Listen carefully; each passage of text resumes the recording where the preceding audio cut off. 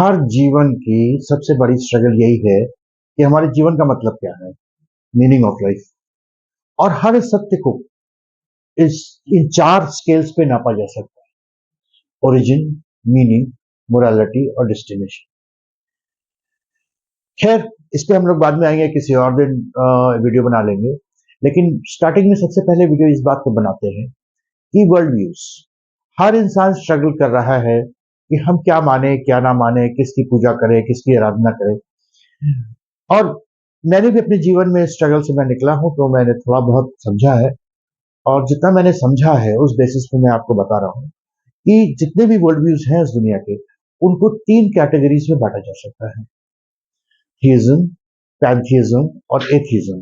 थीइज्म ईश्वरवाद, पैंथीइज्म सर्वेश्वरवाद, और एथीइज्म जहां पे कोई ईश्वर का कॉन्सेप्ट नहीं है। इसमें बुद्धिज्म और जैनिज्म आ जाते हैं, जहां पे आप खुद ही अपने ईश्वर हैं और आप अपना रास्ता खुद पा सकते हैं अपने कर्मों के साथ, अपने विचारों के द्वारा। और एथिज्म पे पहले आते हैं, तो एथिज्म पे यही मिलता है। पैंथीइज्म में जब आते हैं तो उसमें हम देखते हैं कि सब कुछ ईश्वर है। ईश्वर है और ईश्वर के अलावा कुछ नहीं, जिसमें पेड़ पौधे जानवर सब कुछ ईश्वर हो जाए, पत्थर, नदी, पहाड़, ब्रह्मांड पूरा ईश्वर ही है। ईश्वर और ब्रह्मांड में, उसके क्रिएशन में कोई फर्क नहीं है। इसमें जनरली हिंदुइज्म आ जाता है। हिंदुइज्म इस कैटेगरी में आता है। और एक है थियज्म, जिसमें ईश्वरवाद है कि ईश्वर है और ईश्वर का बनाया हुआ ब्रह्मांड है। ईश्वर ब्रह्मांड से अलग है, ईश्वर एक अलग आइडेंटिटी है और ब्रह्मांड एक अलग आइडेंटिटी। ब्रह्मांड उसका क्रिएशन है, ईश्वर से ईश्वर अलग है। वो एक इंटेलिजेंट, सोचने समझने वाला, शक्ति रखने वाला एक पर्सनालिटी है, जिसने सब कुछ क्रिएट किया है और जो फर्स्ट कॉज है। अब इन तीनों को अलग अलग क्रिटिक किया जा सकता है। इसके क्या प्लस पॉइंट्स हैं, इसके क्या प्लस पॉइंट्स हैं, क्या माइनस पॉइंट्स हैं, इसके क्या प्लस पॉइंट्स हैं, माइनस पॉइंट्स हैं। इसमें एक धर्म का मैंने नाम नहीं लिया, वो है इस्लाम। इस्लाम को किसी और वीडियो में अलग से देख लेंगे, क्योंकि इस्लाम आता तो ईश्वरवाद में है कि ईश्वर है और उसकी बनाई हुई क्रिएशन है, लेकिन उसको क्रिटिक करने के लिए एक अलग टूल है। क्योंकि ये धर्म एक ऐसे आया, जैसे मोहम्मद साहब ने जो लिया है वो सर्वईश्वरवाद से अल्लाह को उठाया है। जहां पे जो पेगन्स थे अरेबिया में, जो एक अल्लाह की इबादत करते थे, मोहम्मद ने अल्लाह साहब को गोद ले लिया। और फिर अल्लाह ने, जिसको उन्होंने गोद लिया था, उन्होंने उनको कुरान, एक फरिश्ता जिसको जिब्रील कहते हैं, के द्वारा डिक्टेट कराई। इसको हम बाद में देख लेंगे, इस धर्म को। तो एक है एक थीइज्म, जिसमें जूडियो क्रिश्चियन वर्ल्ड व्यू है, जिसमें बाइबल आती है, जिसमें ईश्वर है, जिसका क्रिएशन है।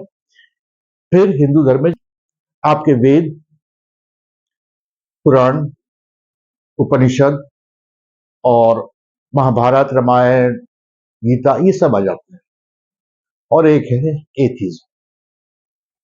और इन तीनों को अलग अलग देखा जा सकता है। अच्छा, 3 स्टार्क फैक्टर्स हैं, distinguishable in nature, in character. और इन एट्रीब्यूट्स को, इन धर्मों के इन एट्रीब्यूट्स को देख करके हम ये समझ सकते हैं कि, और फैसला कर सकते हैं कि हमें किसके पीछे जाना है।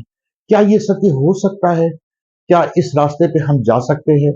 और उस रास्ते पे जा करके फिर आप पूरा अपना जीवन लगा सकते हैं, बाद में आप निराश नहीं होंगे। लेकिन बिना सोचे, बिना चीजों को समझे किसी रास्ते पे भी चलना कोई बहुत अक्लमंदी नहीं है। और पूरा जीवन लगाने के बाद अगर आपको ये समझ में आया भी कि हम जिस रास्ते जा रहे हैं वो रास्ता उतना सही नहीं था और हमने पूरा निकाल दिया, तो एक अजीब से हारे हुए जुआरी की तरह हम उठ के चले जाएंगे। तो इसको देखते हैं।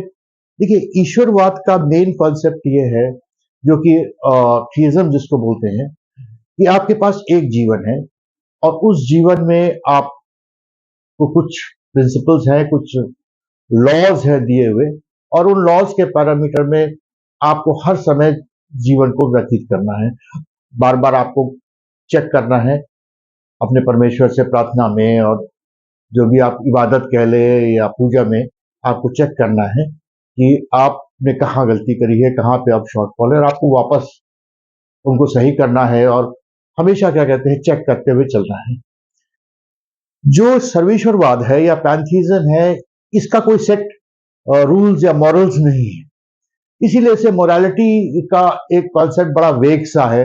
मोरालिटी जो नैतिक वो है, उसमें आप नैतिकता आप बोरो करते हैं, आप इधर से बोरो एथिज्म से बोरो करते हैं, एथिज्म से बोरो करते हैं और अपना एक मॉरल स्टैंडर्ड सेट करते हैं जिसके हिसाब से अपना जीवन जीते हैं। और इसमें ऐसा कुछ नहीं है कि आप बिल्कुल आपने ये गलती कर दी है, इसमें रीसेट बटन होता है। आपने पूरा एक पेज टाइप किया, आपको अपना पेज टाइप नहीं लगा तो आपने उसमें रीसेट मार दिया और फिर से रीसेट हो गया, फिर से आपने टाइप किया। ये है आपके पुनर्जीवन का कहानी। आप इसमें कोई फाइनलिटी नहीं है, कोई ये नहीं है कि आपको एक जीवन मिला है और इसको आपको इसमें कुछ बना लेना है। इसमें जनरली सोसाइटीज बहुत स्ट्रांग बनती नहीं है। और एक है एथिज्म, वो तो टोटली आप अपने पर में भगवान हो जाते हैं और आप अपने स्टैंडर्ड सेट करते हैं। इसमें कोई चीज भी सही या गलत किसी के सेट किया हुआ नहीं है, आपने जो सेट किया। अगर कोई कहता है हत्या करना गलत पाप है, तो एथियस्ट पूछ सकता है कि हत्या करना पाप क्यों है, किसने कहा आज? या क्या कहते हैं कि